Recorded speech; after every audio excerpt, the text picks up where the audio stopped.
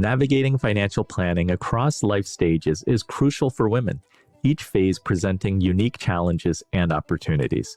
Early on, balancing student loans and starting savings are key. Automating savings and understanding investments set a strong foundation. During family planning and motherhood, juggling career and family finances becomes central. Strategies like education funds and life insurance are important for a stable financial future. Mid-career and approaching retirement, the focus shifts to maximizing retirement savings and diversification of investments. This stage may include caring for aging parents, requiring long-term care insurance considerations. In retirement, managing savings, healthcare costs, and estate planning are paramount. A well-thought-out retirement income plan and understanding healthcare options ensure financial security. Throughout these stages, the gender pay gap influences savings, investment strategies, and overall financial well-being. Women's ability to adapt can be leveraged to meet these diverse financial needs. By recognizing common challenges and employing strategic financial planning, women can achieve financial empowerment and security.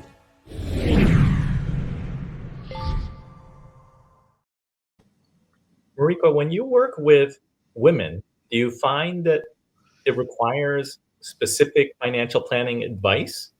And also, how do you give women different financial advice in different stages of their careers? Well, there are a couple of things. I'll talk about 500 things, but there's like really one thing that I really wanted to focus on, and that's for women who take time out of the workforce to stay home and take care of the family and housework, and that there are certain things that I think help because we have this weird thing where like women who earn a lot more than their husbands still somehow end up doing more housework than the women who earn less because they need to prove something. I mean, this was an interesting study, right?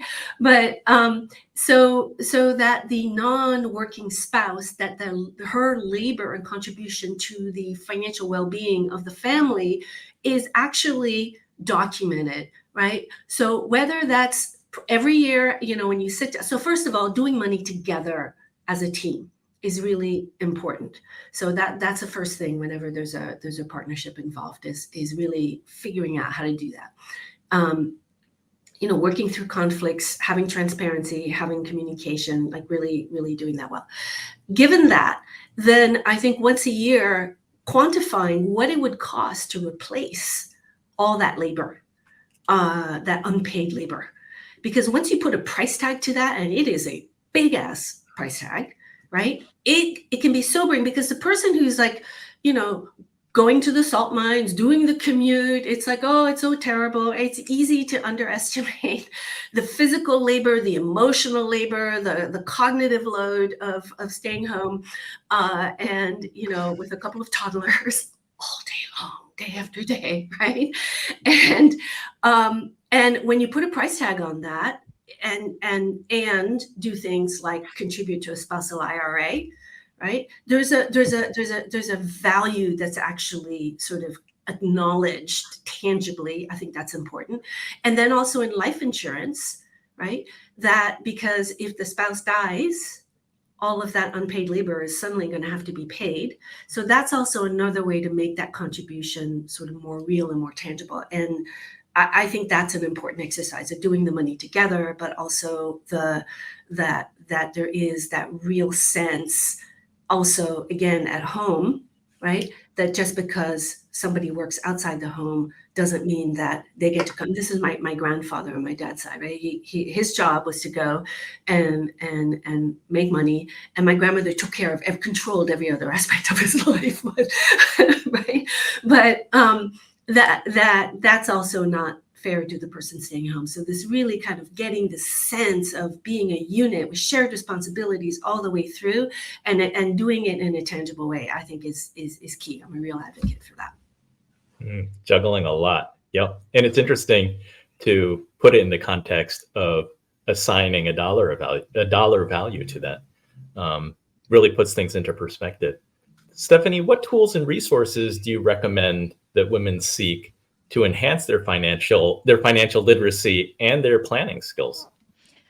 Well, I think we need to speak to people where they're at. And this is true for men, women, however they identify with money currently.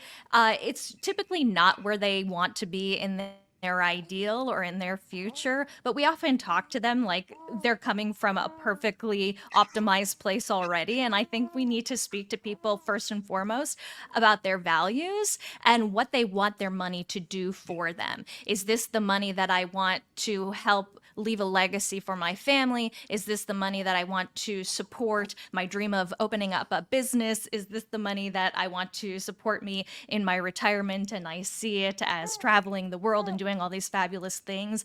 And once we get excited about the money, then we can dig into the details of how we're going to make it happen. Because I think it's hard to engage in the conversation if we aren't connected to why we're excited about it. And when we're not excited about it, it's easy to leave it off of the to-do list for quite a long time. Absolutely. That's totally true. Judith, you do a lot of coaching on personal development. So I'm curious, how can personal development principles be integrated into financial planning for women? Well, actually, as I've been listening to the two of you, I realize how much more it is than I might have been aware of. But, I do a lot of couples work. My husband and I, our last book we did together was on couples, the heart of the fight. It's a couple's guide to 15 common fights, what they really mean and how they can bring you closer. And one of the most common fights is dueling over dollars. Really those money fights they're just really big issues for relationships. And they're oftentimes things that aren't sorted through. And to Stefanie's point, really looking at what are your values? What do you really value? What is it that matters to you? And many couples, many families, people that are sharing monetary resources don't look at that. They don't sort that through. They haven't looked at and need to, like, what do you really value? And also there's beyond, even with the values, is there's an emotional component of what money means to people. Money sometimes means security. It means love. It means a lot of things to a lot of people, and it's a very charged topic. So I find really having to work with those issues in relationships to help get that clarity is really important. And there's a lot of studies tons about how much couples lie about money, hide their purchases and don't tell the truth about things, cover stuff up. And to get to that truth is actually really important in a sense of trust and safety, where that's something that can be talked about openly and worked through. So there's a relationship issue with it that needs to be tended to in order for it to then translate into actually the financial planning. And it is easier said than done, right? It's something that has to be a practice, and you develop the habit of good communication, specifically about money. Yeah. And it's, looking underneath the fights to what are those fights really about? Usually it's just unexpressed values, unexpressed feelings that need to come to the surface. I actually like couples to have fights if they can learn how to really resolve those, because the information comes up in that, and that they can really start to understand one another and start to get united in their economic future. It's good to know that there's a silver lining to those conflicts. Let's go to segment 3.